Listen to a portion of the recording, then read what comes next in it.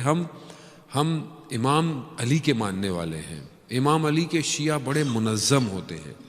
امام علی کے شیعہ جو ہیں وہ بڑے پریکٹیکل ہوتے ہیں، صرف باتوں کے شیعہ نہیں ہوتے ہیں. تو آپ اپنی زندگی میں چارٹ ڈیزائن کریں، پلاننگ کریں، short term long term projects.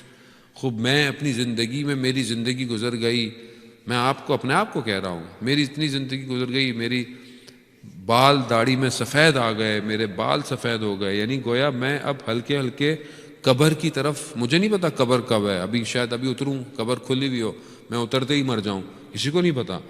لیکن یہ سب میں دیکھ رہا ہوں کہ میں اپنی فنا کی طرف جا رہا ہوں. اس فنا کی طرف کیا میں نے آج تک نہج البلاغہ تھوڑا غور کیا؟ کیا میں نے صحیفہ سجادیہ کھولا؟ یعنی میں خود اپنے آپ سے سوال کروں، کسی اور سے کرنے کی ضرورت نہیں ہے کہ میں دوسروں کو انگلی اٹھاؤں. نہیں، میں اپنے آپ سے، قبر میں مجھ سے سوال کیا جائے گا.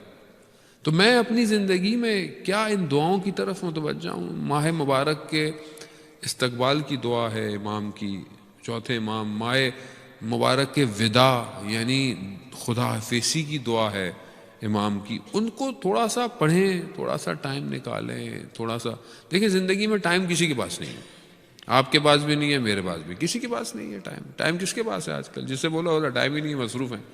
خوب، تو کون کرے گا پھر یہ؟ اسی مصروفیت میں سے ہی ہمیں کوئی ٹائم نکالنا ہے تاکہ ہمیں پتہ چلے.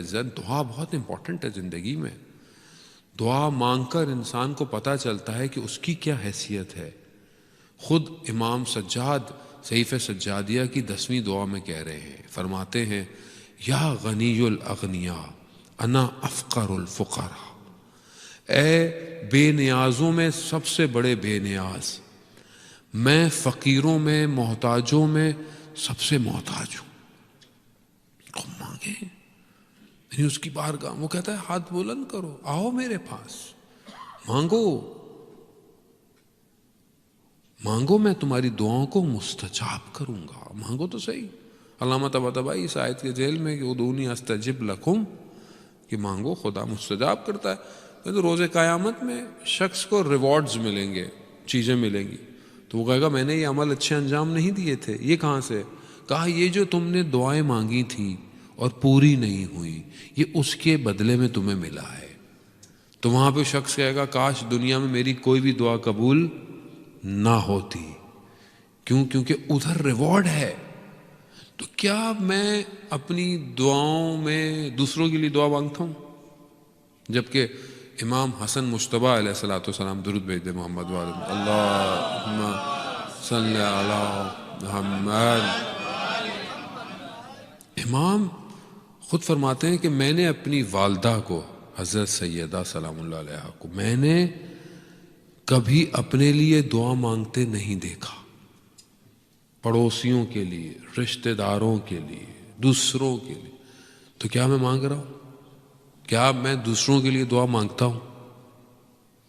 کوئی مجھے کہتا ہے دعا کیجیے گا میرے لیے، تو کیا میں واقعاً اس کو یاد رکھوں؟ کبھی اگر میں روز کسی ایک کو بھی اپنی دعا میں یاد رکھوں، تو جب میں کسی کے لیے مانگوں گا تو خدا میری دعاؤں کو بھی مستجاب کرے گا. کیا میں اپنی دعاؤں میں اپنے بہن بھائیوں کو یاد رکھتا ہوں؟ کیا میں اپنے والدین، کیا میں اپنے محرومین کو، کیا میں اپنے اساتید کو، اپنے ٹیچروں کو دعاؤں میں یاد رکھتا ہوں؟ عزیزان محترم، کچھ نہیں کر سکتا، دعا تو کر سکتا ہوں.